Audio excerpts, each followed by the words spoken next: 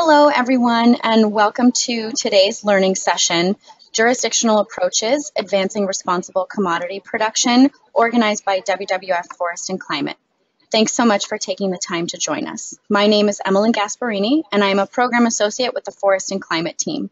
Our presenters today are Lloyd Gamble and Akiva Fishman, both of the Forest and Climate team and the Forest team at WWF-US. Next slide, please. Before we begin, I'd like to go over a few logistics and some frequently asked questions. For those of you who have participated in past sessions, this will sound familiar, but yes, today's presentation is being recorded, and you can find the recording within a few days on our YouTube channel. To go to the recording, simply go to youtube.com and search for WWF Forest and Climate. There are two audio options. You can listen through your computer or dial in through the phone number that was provided in your registration email. And it's important to note that if you experience audio difficulties while listening through your computer, those are sometimes caused by having too many browser windows or programs open at once. So feel free to close some of them, which usually solves the issue, or you're always welcome to join by phone. And if you continue to have technical difficulties, please send me a message via the chat or questions function, and I'll try to get you sorted out as quickly as possible. Questions are absolutely welcome. And you can send your questions anytime during the webinar using the toolbar on your screen. And we'll answer as many as possible during our allotted time. And if we have more questions than we can get to in 20 minutes, we can coordinate some written answers for a certain set as well. After the webinar, you'll receive a link in your follow-up email with additional forest and climate resources from WWF, including a link to the YouTube channel where you can watch a recording of the session once it's live, and the report that this webinar is based on. Thank you all again for joining us, and with that, we'll get started. Lloyd, why don't you take us away? Next slide, please. Great. Thanks, Emmeline, and thanks everyone for joining us today to hear about some of our learnings on jurisdictional approaches to advancing responsible commodity production. We believe these approaches represent an exciting area of innovation at the intersection of forest conservation, climate, and agriculture, but also between what is needed from governments and from supply chain actors to successfully address commodity-driven deforestation at scale.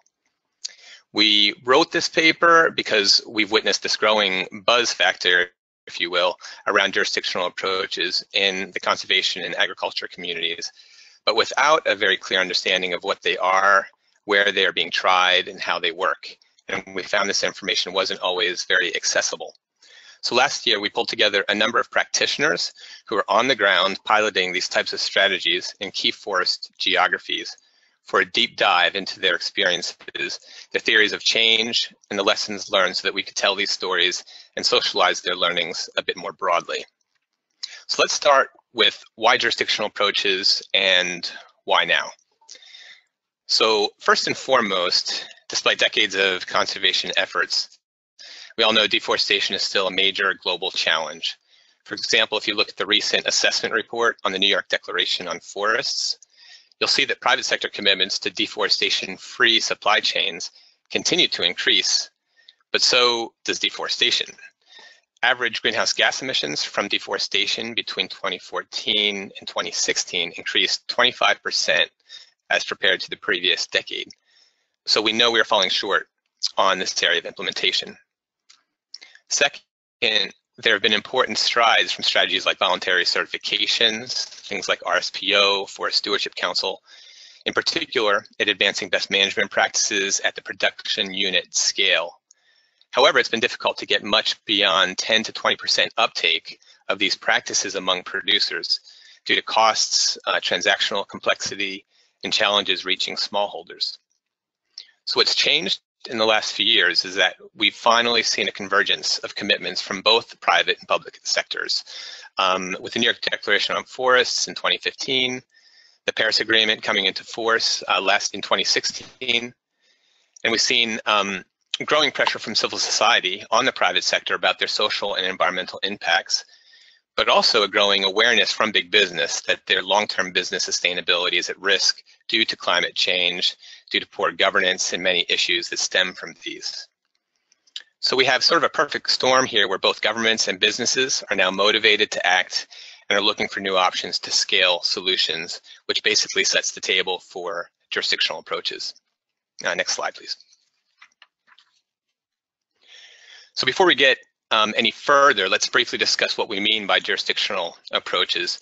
And what I would really emphasize here is that there is no singular or strict definition of a jurisdictional approach, but rather that these are a suite of strategies that have a number of ingredients in common. Like landscape approaches, they represent integrated approaches to reconcile economic, social, and environmental objectives in a particular geography through a consultative and multi-stakeholder process. I think it's fair to say that REDD has focused largely on the government and policy side without much success engaging the private sector, while work in the voluntary standards has focused the other way around without much engaging government. So jurisdictional approaches specifically aim to bring these interests together, and with them combined incentives, for example, of both climate finance and market access, to achieve sustainable development goals. Also, scale is definitely critical, and here we focus on a policy relevant scale, because a key driving motivation of jurisdictional approaches is to engage government and improve governance and land use planning, some key underlying conditions to achieving sustainability.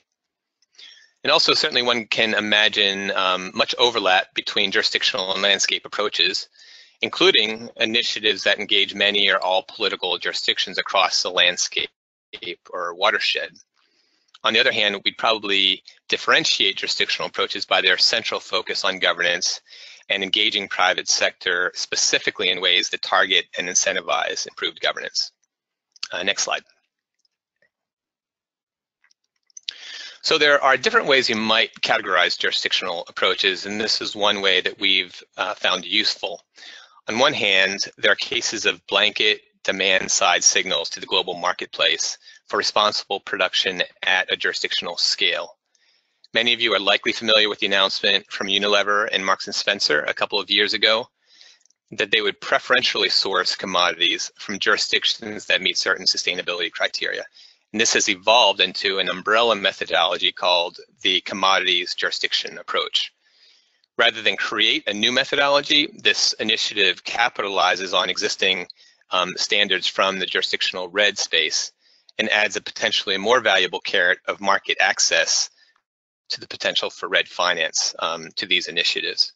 In short, jurisdictions that are maintaining deforestation levels below an agreed baseline qualify for this preferred sourcing status.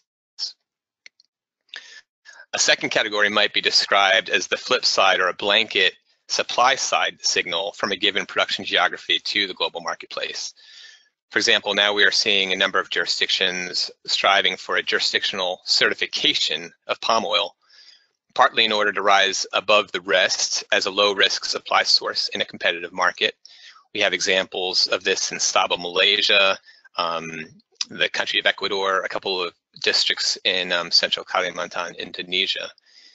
It remains to be seen whether these cases will simply try to multiply production unit level certification to a certain target level, like 50 or 80 or 90% in a jurisdiction, or whether they might present an alternative methodology altogether that scales some metrics like deforestation levels to the entire jurisdiction, while others might still require a farm level verification. Then we describe a third bucket, which includes many different examples of directly engaging supply chain actors in their production geographies. For example, in different types of produce-protect compacts. These could include things like technical support, extension services or financing, participation and alignment with public policy initiatives or territorial planning, and potentially sourcing agreements as well. So our analysis really focused on this third category, in large part because some of these examples are most developed and had the most experience to convey. Next slide.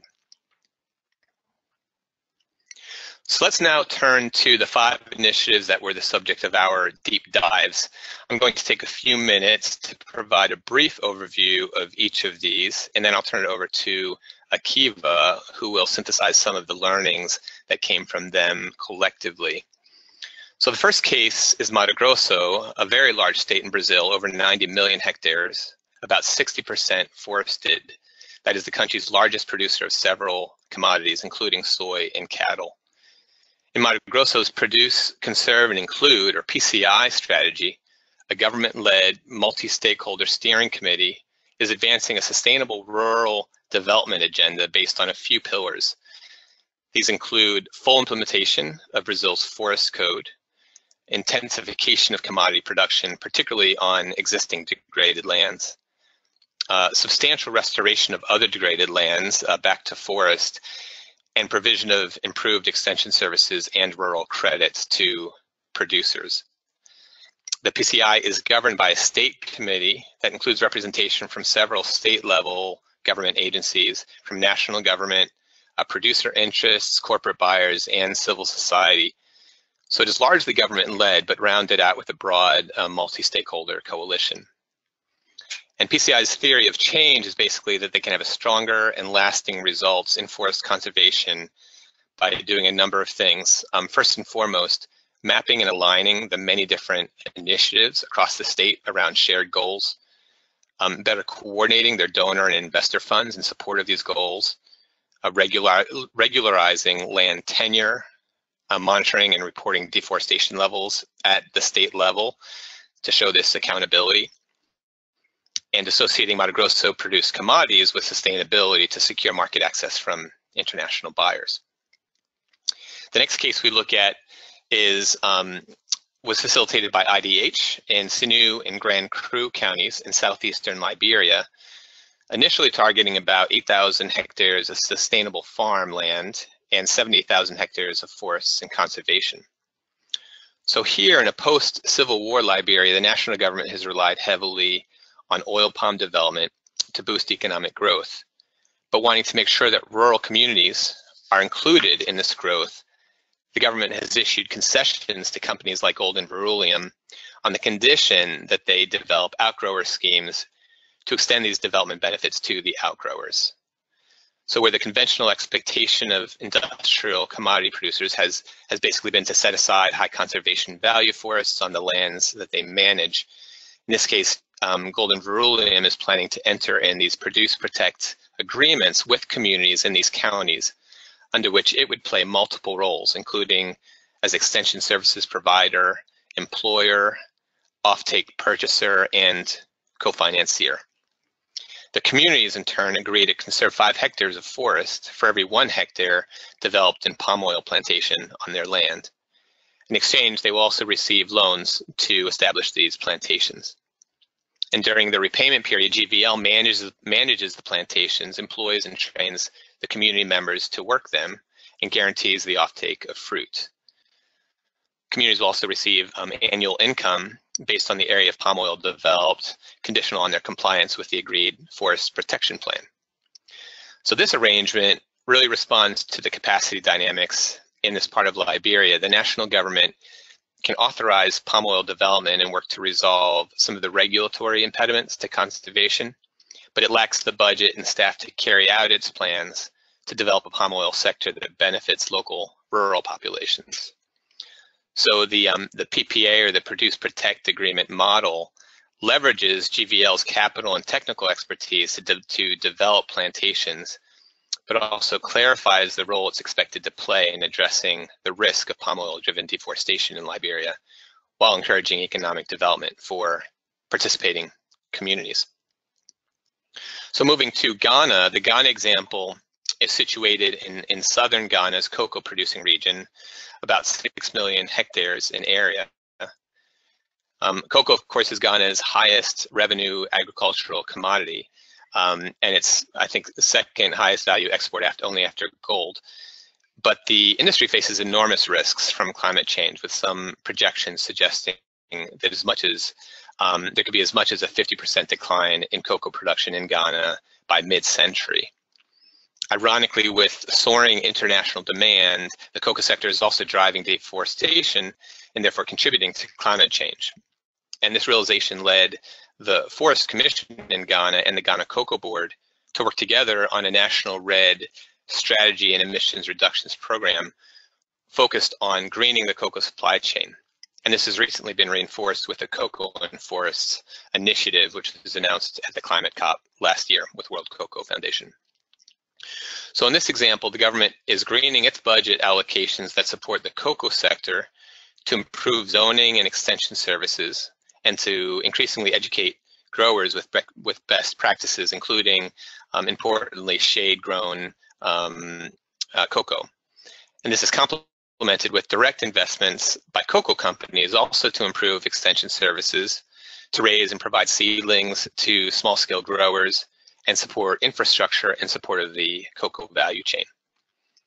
So finally, the performance-based payments from this large-scale jurisdictional REDD program will help to support crop insurance options for farmers who decide to switch over to these best management practices, but are reluctant to do so for fear of reduced productivity, even though the best science suggests that productivity should actually increase with these improved practices. So turning to the fourth initiative we looked at was Acre, Brazil, which is perhaps the longest standing jurisdictional initiative that we know about in a 16 million hectare state of Brazil, all in the Amazon biome, and more than 85% forested in this case. The Acre program has roots in a social political movement dating back to the 1980s, when a growing cattle industry was causing widespread deforestation and disenfranchising many local indigenous communities. This culminated in the assassination of rubber tapper Chico Mendes and a backlash that created an enduring political shift to sort of a green economy model in Acre. So with this political leadership supporting forest-friendly development, comprehensive legislation was passed and implemented over the last 2 decades, really, including statewide zoning laws that define where production can and cannot take place, incentive systems and payments for ecosystem services, including promoting tree plantations in previously deforested lands and intensification on existing agricultural lands.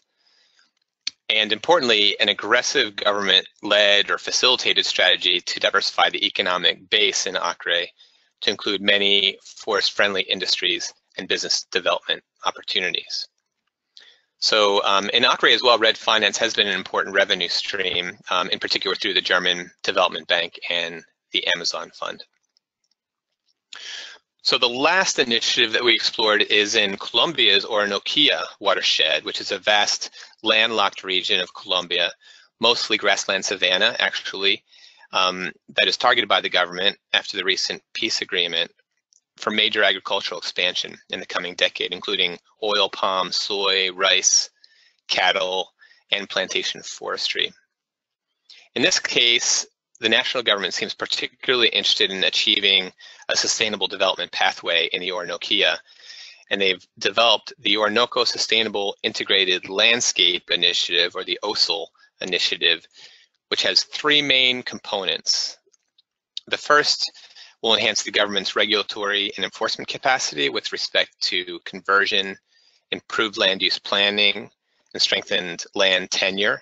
A lot of this will actually play out at the municipal levels and these territorial planning processes.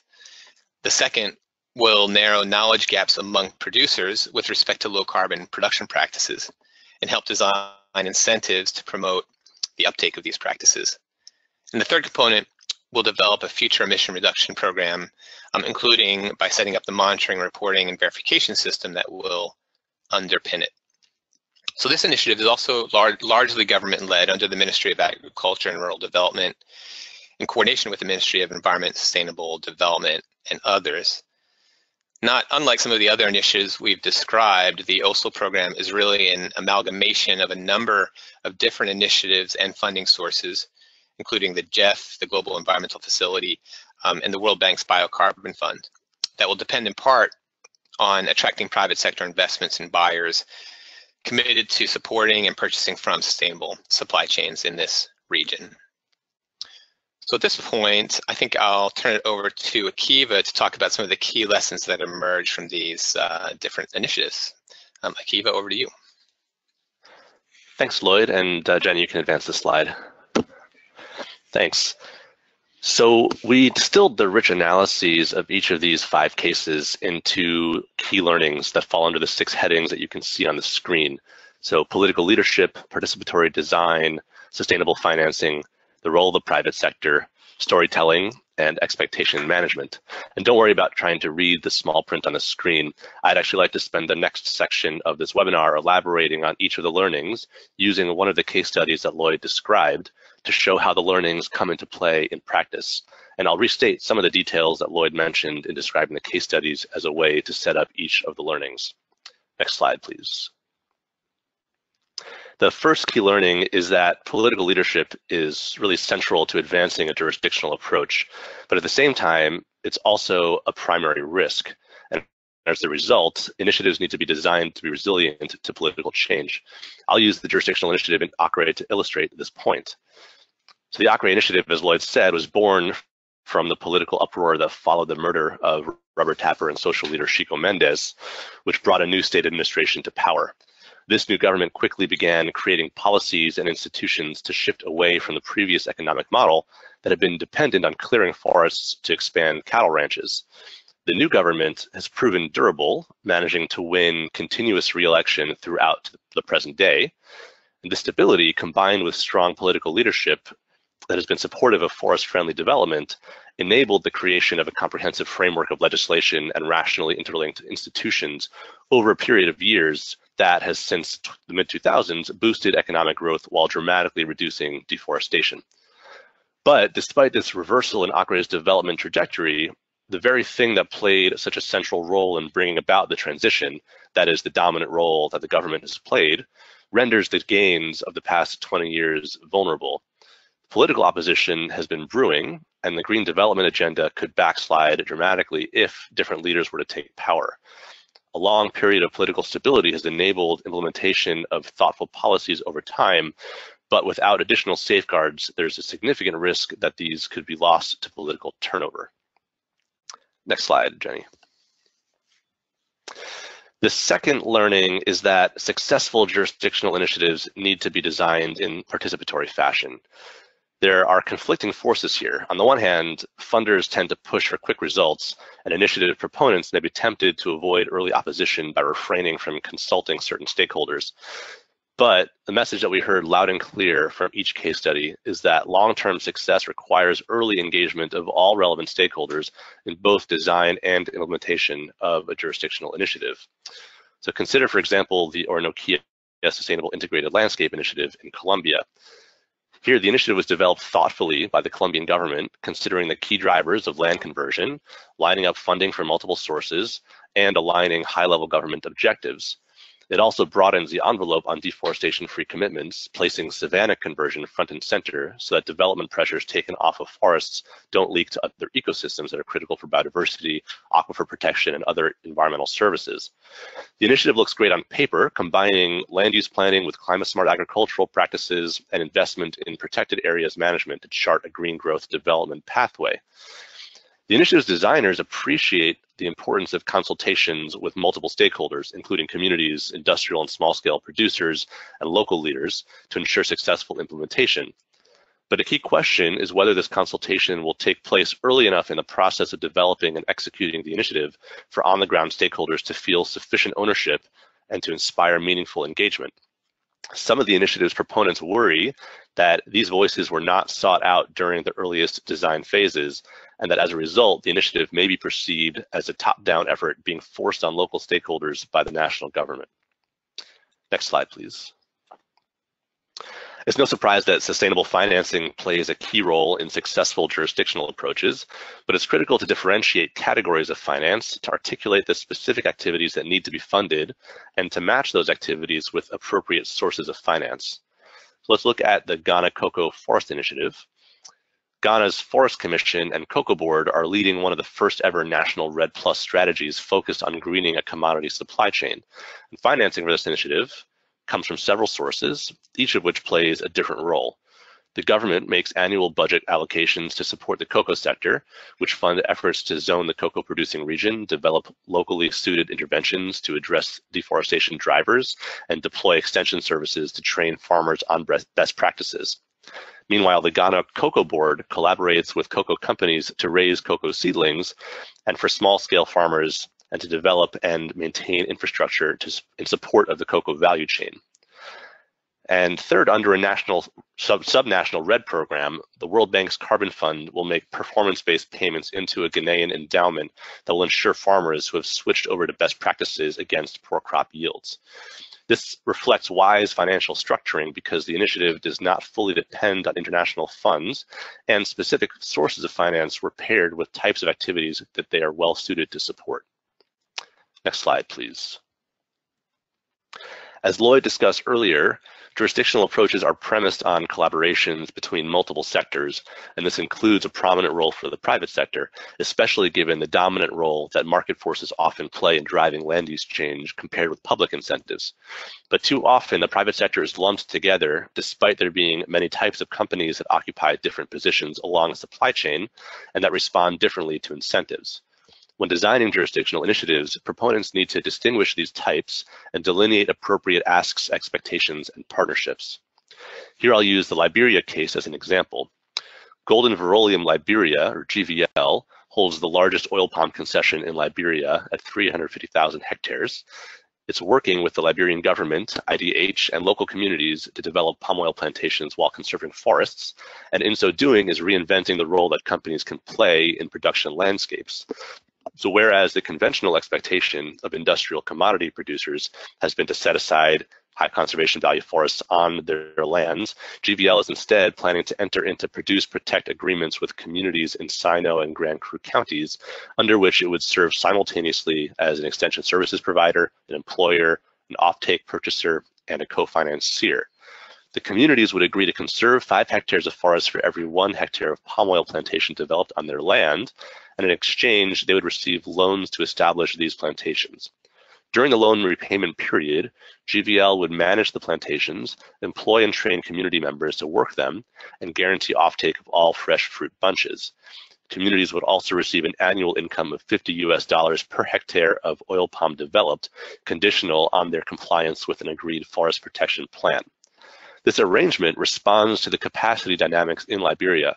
The national government can authorize palm oil development and work to resolve regulatory impediments to conservation, but it lacks the budget or staff to carry out its plans to develop a palm oil sector that benefits impoverished rural populations. The Produce Protect Agreement model leverages GVL's capital and technical expertise to develop plantations and clarifies the role it is expected to play in addressing the risk of palm oil-driven deforestation in Liberia while encouraging economic development for participating communities. Next slide, please. The 5th key learning is that storytelling is hugely important. Specifically, tailored storytelling that articulates a jurisdictional initiative's goals, needs, and early successes in ways that resonate with different audiences. A good example to look at in this regard is Mato Grosso's Produce, Conserve, and Include, or PCI, initiative. PCI vaulted into the international spotlight at the 2015 meeting of the UN Framework Convention on Climate Change in Paris. At that meeting, the state governor, Pedro Taques, told a compelling story that the government and all relevant stakeholders across the state would set and implement joint targets for production of soy and beef, conservation of forest cover, and inclusion of all segments of society. The international community responded enthusiastically. After all, Mato Grosso encompasses a huge swath of the Brazilian Amazon and is the country's largest producer of both beef and soy. Getting these diverse stakeholders to partner in the name of conservation would be an enormous win for the climate agenda. Mato Grosso's deforestation rate had already been in decline for a decade prior to the Paris Climate Conference, with many efforts contributing, including work by the soy and beef sector to eliminate deforestation from supply chains, reforms to the National Forest Code clarifying legal requirements concerning protection of natural ecosystems, and the launch of the Rural Environmental Register to link remote sensing data on deforestation with land ownership records. After Paris, though, the conversation shifted to a focus on Mato Grosso's prominent commitment to address deforestation, and suddenly an array of important donors was jumping to support the state's efforts. Although the governor's announcement was sufficient to transform Mato Grosso's narrative, it provided few details. A PCI state committee launched several months following Paris and went on to hire an executive director who helped develop a work plan. This plan fleshed out the governor's vision, defining a path pathway for implementation that includes plans for a financial mechanism, monitoring of progress against agreed targets, and development of business cases to pique private sector interest. But the time gap between the PCI initiative's launch and articulation of an implementation roadmap has led to some confusion among stakeholders regarding what is expected of them. In addition, not all internal stakeholders are as enthusiastic as the international community. Proponents of the initiative are coming to recognize the critical need to distill messaging from the high-level vision in ways that resonate with diverse stakeholder groups that are being asked to collaborate toward a common objective. Next slide, please. As I just mentioned, the announcement of the PCI initiative in Mato Grosso generated considerable attention. And this was powerful for securing stakeholder engagement and funding, but it also created high expectations that may be difficult to meet. Critically, the PCI initiative is built on the backs of hundreds of individual projects, most of which are beyond the government's direct control. But their success underpin the PCI State Committee's ability to deliver on its goal. There is also a question about whether multinational commodity buyers will agree to source their supply from Mato Grosso to reward progress toward its goals. Meanwhile, Brazil's economy has experienced significant decline in recent years. The GDP dropped in 2015 by its largest margin in 25 years, and the three largest credit rating agencies at various times downgraded the country's debt to junk status. Leaner times have led the federal government to slash budget allocations to the two primary government bodies that regulate deforestation. At the same time, the agricultural lobby has advanced changes to the national legislation that would loosen restrictions on forest conversion while the government is distracted by a national corruption scandal. This could deal a devastating blow to the rigor of the PCI initiative's goals, given their focus on eradicating illegal deforestation. It remains to be seen whether perhaps overly high expectations will lead to flagging support in the event that backsliding occurs against the PCI's goals. So at this point, I'll turn it back to Lloyd to talk through some of the high-level conclusions from our study that complement these 6 learnings. Yeah, so thanks, Akiva. I think, first of all, yes, the key lessons that Akiva just summarized really represent the core conclusions of this workshop we did last year and the paper that followed. But I think there are a few overall takeaways that we'd emphasize in our wrap-up. Next slide, please, Jenny. So first, I'd say it's generally too soon to rigorously assess the success of these initiatives, right? Because they are almost all quite nascent in their development. And these really represent longer term investments and strategies in a geography where results will certainly not be overnight. That said, this is not a reason, in our view, not to support and invest in these initiatives, whether as governments, companies, financial institutions, or civil society players. To the contrary, we know that the strategies employed for years in conservation have not been sufficient to halt deforestation in most forest geographies, and time is short. So innovation and some risk-taking is really called for here. On this point, though, we find the rich innovation in this space to be really encouraging, and will likely provide lessons of what models work best in what circumstances. Deep diving into several of these pilots with the leading practitioners behind them gave us a particular appreciation that we should be wary of one-size-fits-all solutions in production geographies that are so diverse in their circumstances, whether by country or region of the world. Lastly, I guess it's fair to say that corporate engagement in these different jurisdictional models, I think, still remains a limiting factor, but the interest is certainly growing. Our sense from multiple discussions with buyers and traders is that the business case is largely made for this, but they need clear roadmaps for how specifically they can engage, what specific types of actions will be backed by the NGO community as credible steps toward their sustainability commitments, and things like that. Next slide. And then briefly, a few things about what WWF is doing and a few of our current priorities with regards to jurisdictional approaches. First, we want to take opportunities like this to continue to grow understanding of jurisdictional approaches, both among supply chain actors and government leaders, and to clarify specific opportunities to engage and the business case behind them. We're also quite interested to take lessons from years of experience in the voluntary standards, explore how these can be taken to scale, for example, with assurance norms and methodologies, and how jurisdictional level actions can complement production unit level actions in a given geography. And really, most importantly, we will continue to partner with others to implement and test these approaches on the ground, which is really what is needed most urgently.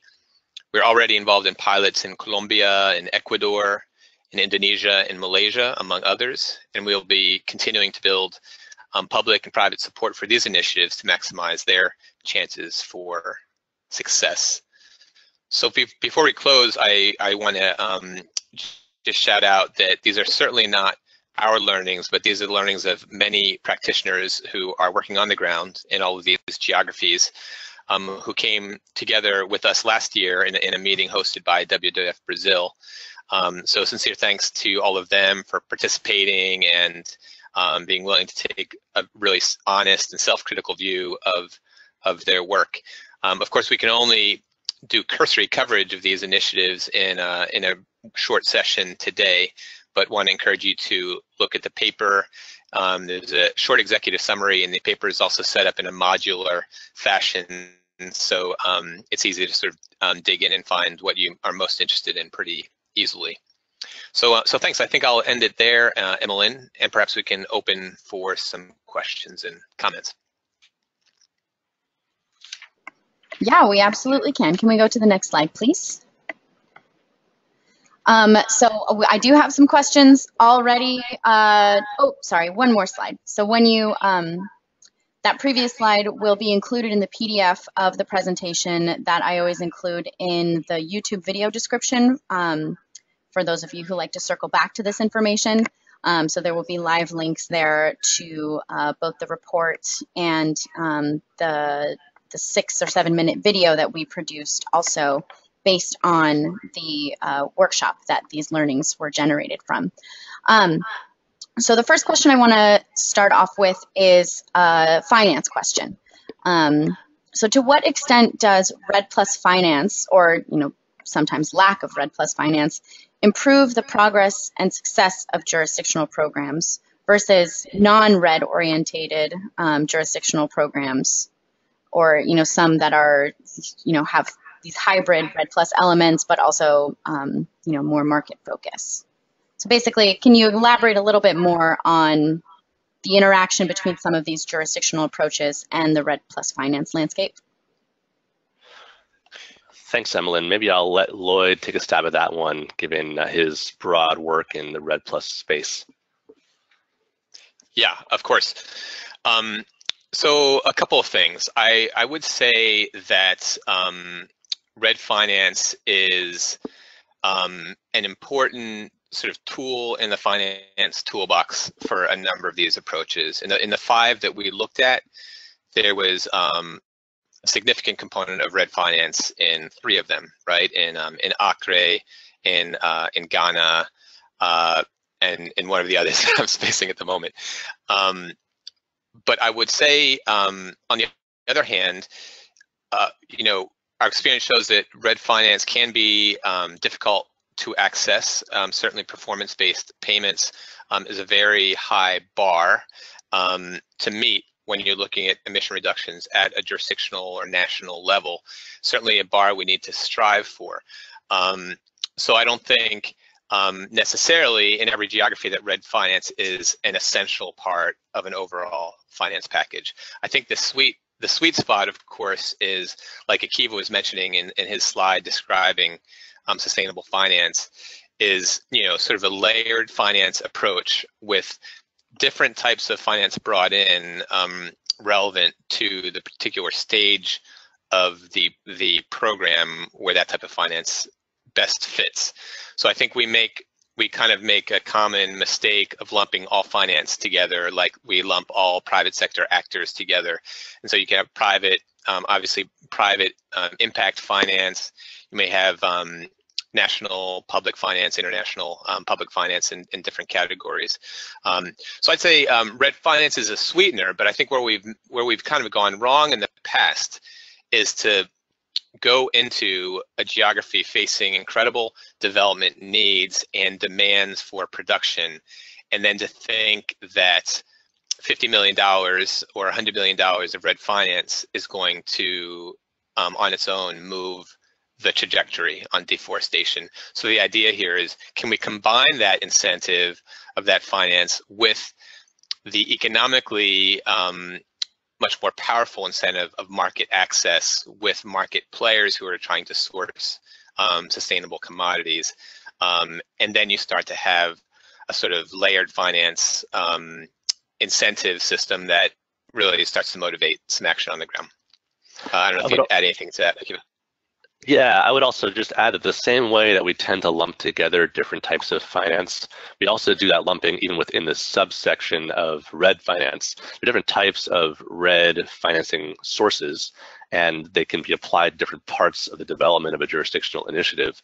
So some of the initiatives that we looked at, especially ACRE, made really good use of the REDD Early Movers program that the German Development Bank, KfW, offers, and that's sort of a bit more no strings attached compared to some of the other REDD finance streams. It enables governments to spend on things like convening workshops to get that stakeholder participation that we talked about earlier. That's really good for early stages of a development of an initiative. And then there are other sources of REDD finance that could be brought to bear at later stages.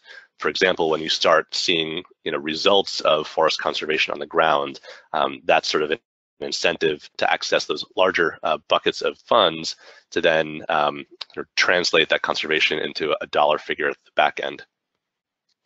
Yeah, that's a great point, Akiva. One thing I would add to that is this is perhaps a common misconception around the Green Climate Fund and REDD Plus, right? Just in the last several months, the Green Climate Fund has released or opened this tranche of funds for REDD Plus results-based payments. So these are actually, countries can come to the GCF for payments for emission reductions already achieved over the last decade. And I think there's a common misunderstanding that that's the main or only opportunity for quote unquote REDD finance out of the GCF. Whereas I think many more countries are eligible for something more along the lines of phase 1 or phase 2 REDD finance to support activities if they can make the case that these activities in aggregate are going to contribute to reducing deforestation and degradation related emissions. So just important to keep that in mind. Thanks, guys. Sort of along those lines, can you elaborate more on the role that governments play, particularly donor governments, in ensuring that these jurisdictional approaches are properly implemented and sustainably financed over the long run?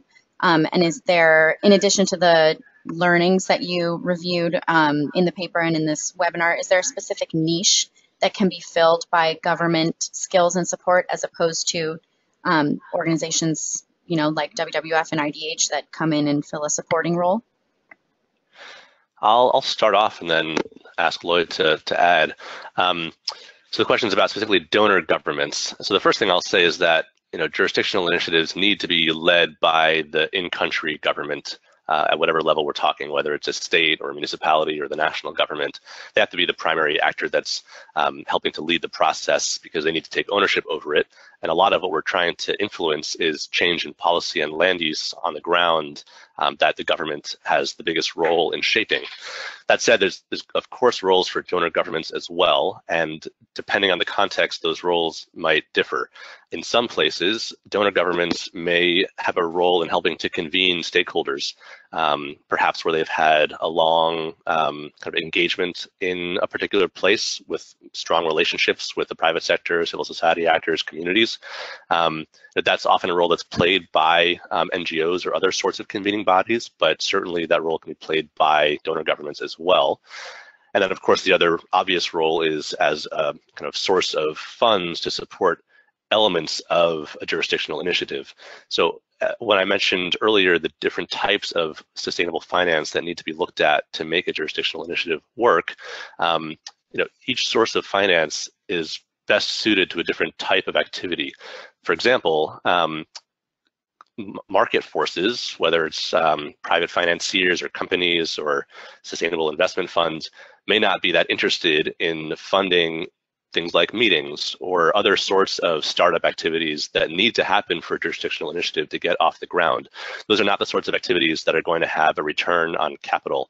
So you're not likely to have, a hedge fund, contributing financing to support that sort of thing. That's where a donor government can really come into play and support those critical but not financially remunerative activities at the outset of an initiative. Meanwhile, when you want to start scaling things up, for example, if you've identified a model for intensifying production of beef or soy in a way that reduces land use, but also generates economic returns, that's where you might want to start thinking about bringing in private investors to really provide the capital to scale up that sort of activity. So it's sort of differentiating how you treat the different types of finance. Anything to add, Lloyd?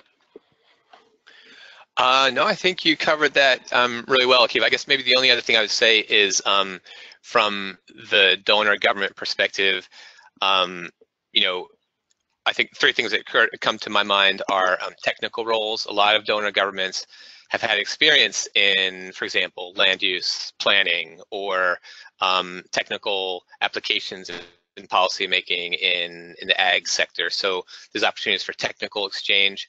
Certainly financial supports. A lot of the REDD finance, which has really moved the most, is bilateral finance from different donor countries.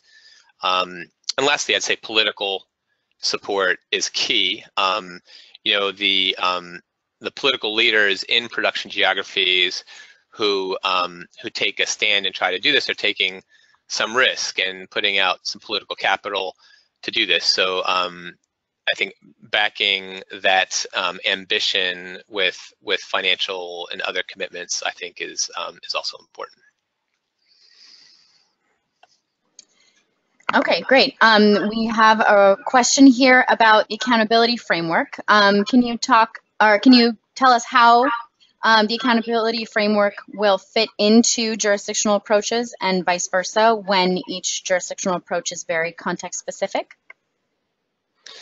Yeah, thanks, Emily. This is an important question. So for people who don't know what the accountability framework is, quick description. This is basically a coalition of some of the world's leading NGOs in the environmental and social spaces that have come together to try and provide unified, harmonized guidance to companies on how to set and implement deforestation-free commitments. This is in response to companies saying that they're not sure how to implement because they're getting different guidance from different spaces. So this is trying to sort of provide one voice to lend some clarity to how to go about doing this. So the accountability framework is set up to help companies understand sort of how to go about transparency and traceability and what sorts of definitions to be using around things like forest and deforestation. And one of the things it does also is it clarifies an expectation that companies can't just be focusing on the four walls of their operations. They need to be looking beyond their supply chains as well, because as we've seen, and as Lloyd mentioned in the beginning of the talk, a strictly supply chain approach has not been getting us where we need to be. We're still seeing massive deforestation in many parts of the world. And so we need to be focusing beyond farm level targets of conserving forests. We need to scale that up to the level of jurisdictions or landscapes.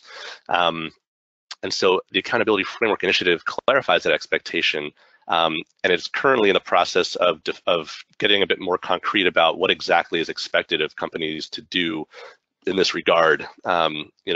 Examples could include taking part in multi-stakeholder initiatives along the lines of those that we were describing earlier, these 5 case studies. It could include that companies should be providing extension services to smallholders to enable them to be deforestation free. It could include, providing financing to enable uptake of technologies that kind of increase the ability to do deforestation-free production. So that's all sort of in the discussion right now. But the expectation is that the accountability framework will provide some clarity about how companies can go about engaging in these sorts of jurisdictional initiatives. Yeah, and Akiva, the only thing I would add to that is it kind of goes back to this, one of our concluding thoughts about engagement of the private sector. I think as we grow a base of experience in these different types of jurisdictional models, I think increasingly we're going to need some standardization of language and assurance methodologies so that companies know when they get involved in different innovative ways in a production geography in a progressive way, that those actions will be sort of rewarded or recognized by civil society as important steps. And I think we're not there yet, but the Accountability Framework Initiative is creating an important platform and opportunity for perhaps to sort of stitch these types of interventions from the private sector into a broader set of actions that they can do towards meeting their commitments. Along the lines of company participation in these jurisdictional initiatives, do you have, or did you identify any key elements of that roadmap that you mentioned to really help companies get involved in these processes? It's a good question, and I think part of the reason why there has been relatively limited company participation in jurisdictional approaches, although there are good exceptions, is that there is not yet a clear roadmap for how companies should engage. And the reason is in part because, as we described, there are a number of different models that kind of populate this umbrella of jurisdictional approaches. It's kind of hard to create one roadmap that says, just do X, Y, Z, no matter where you are in the world, and that's considered, good practice in jurisdictional approaches. It really depends on the context. There are almost certainly some kind of basic things that would apply in all contexts, such as engaging with all of the relevant stakeholders, whether they be government or other companies or civil society and communities in the place where we're talking about. But beyond that, it really depends on the particular model being pursued. I think it would be really helpful if we were able to articulate a couple of these models with enough specificity to show how companies could engage in that particular model. I think that would be an interesting idea. The other thing that really needs to happen is we need a good source of information so that companies can know where jurisdictional initiatives are happening around the world, so they can sort of map that over their own operations to determine where there are things to get involved in, and where there are not already initiatives underway, there might be a place to consider helping to start such an initiative. There are discussions happening among certain NGOs to try and make this happen. And I think that we really benefit from accelerating this move towards providing greater information to companies about where these things are going on.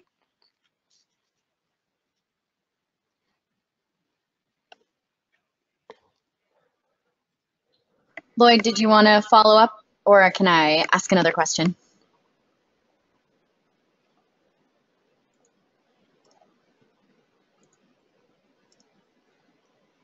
Looks like Lloyd is muted for some reason. Oh, sorry, Emily. There you go. Here you go. I was muted. No, I didn't have anything to add there, so please, if you have further questions. Fantastic, I do. I have a little cluster of questions around the lesson that we presented on the importance of participation. And so from the examples that you really dug into in the workshop, did you have any sort of results that you can share with us about benefits to, really concrete benefits to local communities for their participation? And are there any sort of potential obstacles to look out for in that respect?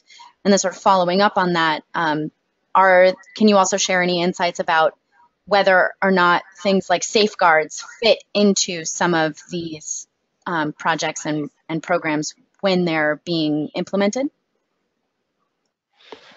I'll kick it off and then turn it to Lloyd.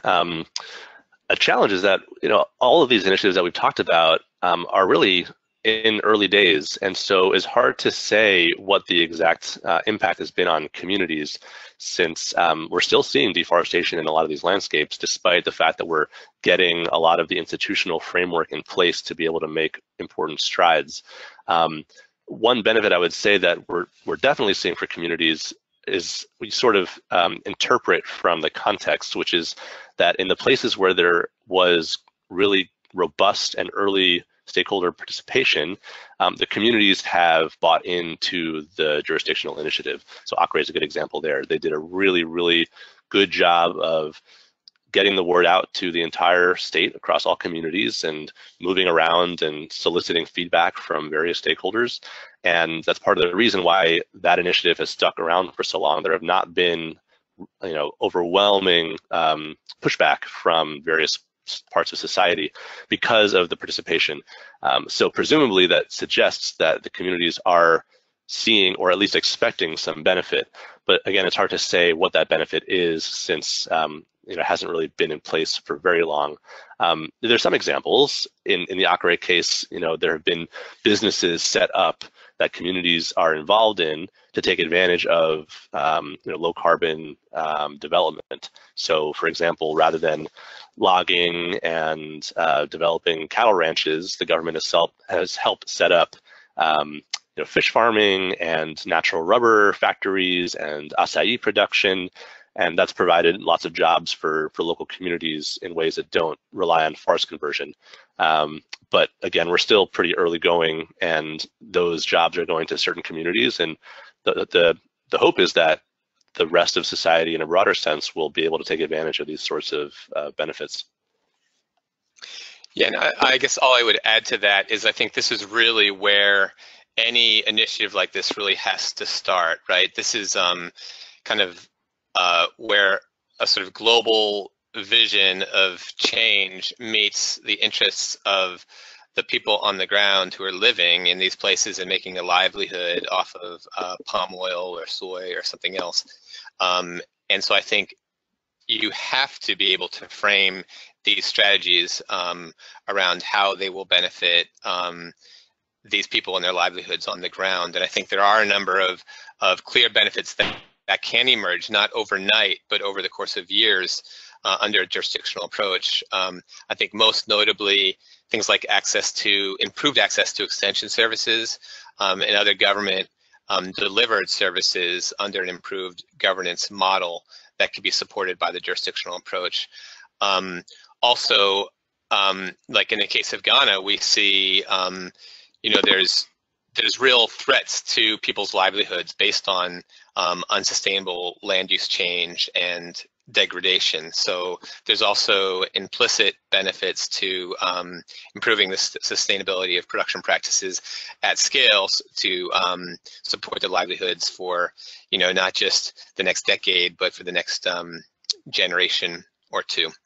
Yeah, I guess I would leave it at that. With regards to safeguards, social safeguards, environmental safeguards, that's one benefit of when when a jurisdictional REDD program is layered into a jurisdictional approach, because REDD through the Cancun agreement has fairly extensive system of safeguards which have to be monitored, reported, addressed, and respected through the course of a REDD program. So that's basically a bit of a safety net in some regards. And so I think perhaps this is more of a concern or risk when you don't have a REDD program in motion. We need to have our eyes on how do you make sure that that initiative is being sensitive to rights-based issues, inclusivity, transparency, those things like that. So I think that's deserves quite a bit more thought. Great. So we have time for one last question, and I'm hoping this is a concise one. So can you describe if there are any connections between, these jurisdictional approaches or just jurisdictional approaches in general and forest landscape restoration. The examples this participant gave were things like the Bonn Challenge and the New York Declaration on Forests. So yes, jurisdictional initiatives by their very nature involve getting the stakeholders in a particular place together to define their targets. And in many cases, those targets can involve restoration. So one example is Mato Grosso, where the targets include conserving remaining forest and restoring degraded forest and converted forest up to the level that's required by Brazilian law. So I don't know specifically whether they're envisioning this or they're framing this as part of meeting Brazil's commitment to the Bonn Challenge, but it certainly is 100% aligned.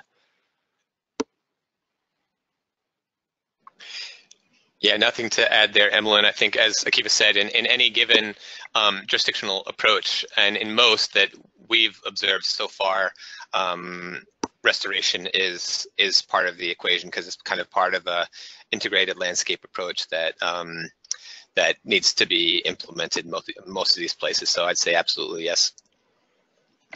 Fantastic.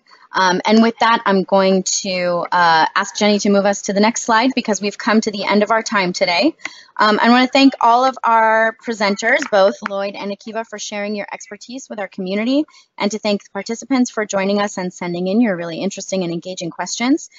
You'll all receive a follow-up email in a few hours with some additional resources that are specific to this webinar, including a link to the report that this webinar is based on. So if you want to drill down into a specific learning or a specific jurisdictional initiative or approach, you can do that. And that email should arrive in your inbox in about an hour. Next slide, please. So if you want to revisit this webinar once it's live or share it with colleagues, the recording will be up on the Forest and Climate YouTube channel, hopefully by the end of the day. And you can also find recordings of previous sessions there for additional enrichment. Next slide, please. So thank you all again for joining us, and we hope you have a wonderful day.